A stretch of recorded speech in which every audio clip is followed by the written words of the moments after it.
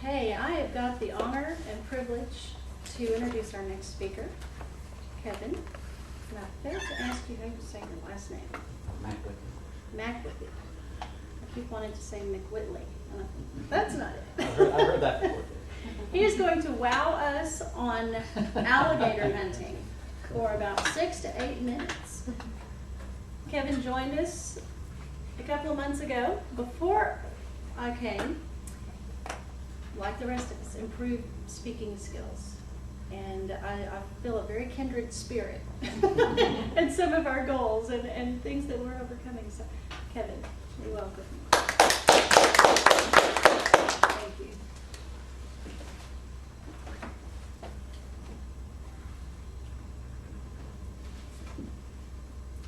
I play the lottery every year, but it's with the Texas Parks and Wildlife. Every year they have a lottery to go alligator hunting on the coast in South Texas. Now you sign up as a team of 3 and you send your money in and they will select you or not select you. If you don't get selected, you don't get a letter, but if you do get selected, you get a letter from Texas Parks and Wildlife and say, come on down to Beaumont, Texas. Now the hunt is always in September. Now before we leave, if we get selected, we bring 3 things with us. We bring a boat. We usually bring a flat boat or john boat, 10 to 12 feet long. We've got a good motor on it. We bring a shotgun, and we bring stinky chicken.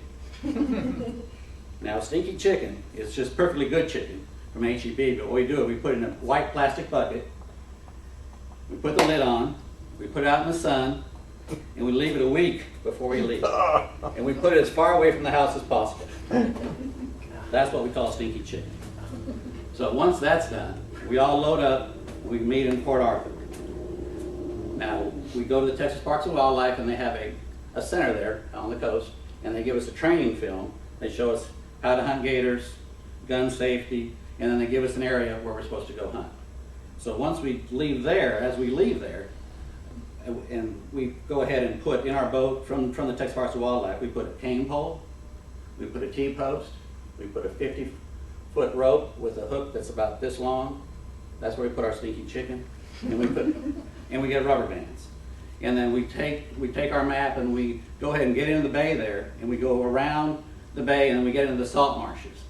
And then once we get in the salt marshes, we look for the sloughs. Now the slough is essentially a river in the marshes themselves.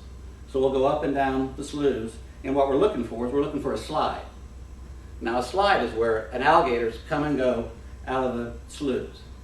So we look for a good slide. It'll be all worn down, it'll be muddy and slick, and there'll be grass on either side, so we know that they're coming and going. We try to look for a good fresh one.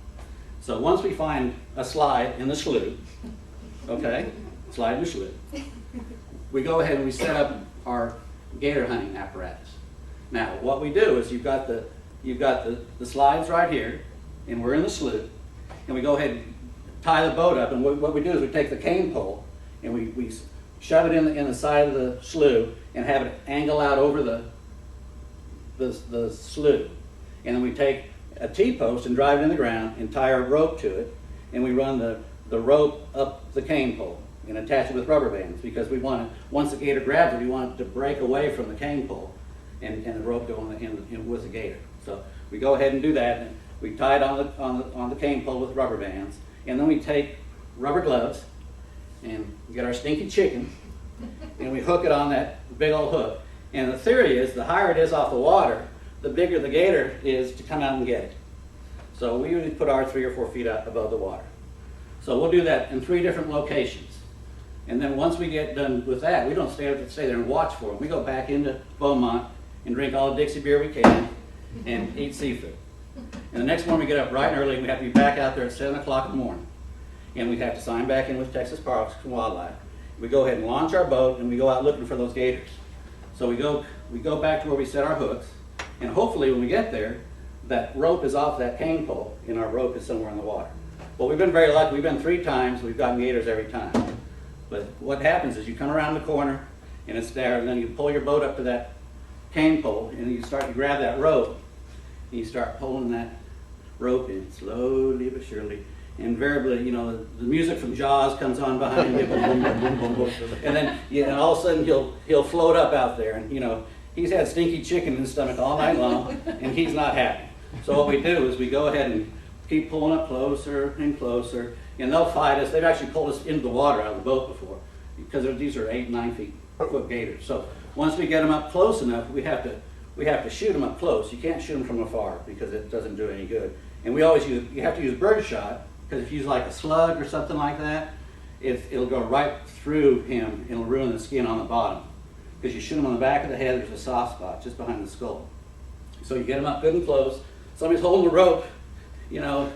So somebody's got the shotgun. There are 3 of us in the boat, you know. Somebody's going, look out, you know. And we go boom and shoot them. So anyway, and then we have to get them in the boat. So we do that 3 times hopefully, because hopefully all of us have got gators. And once we've done that, we go back to Texas Parks and Wildlife, and they measure them, they photograph them, they take their picture, they tag them with their own tag, they sex them. That's another speech. Okay. and then at that point they turn them over to us.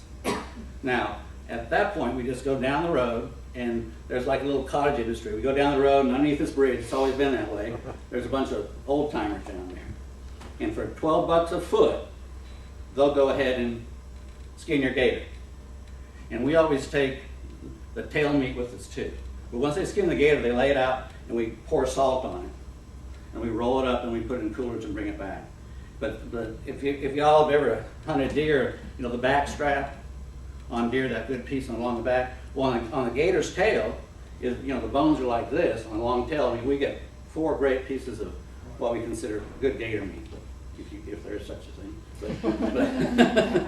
So we take all that back, and we take our skins down here to East Moline Boot Company, and he sends them off, and we get them tanned.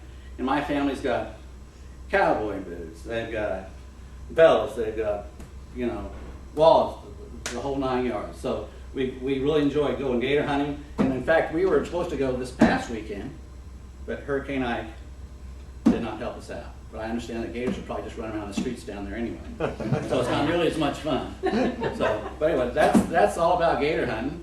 And it's a lot of fun, and you don't run into a lot of people that go gator hunting. So it's kind of nice to have a story like that. I appreciate it. Thank you.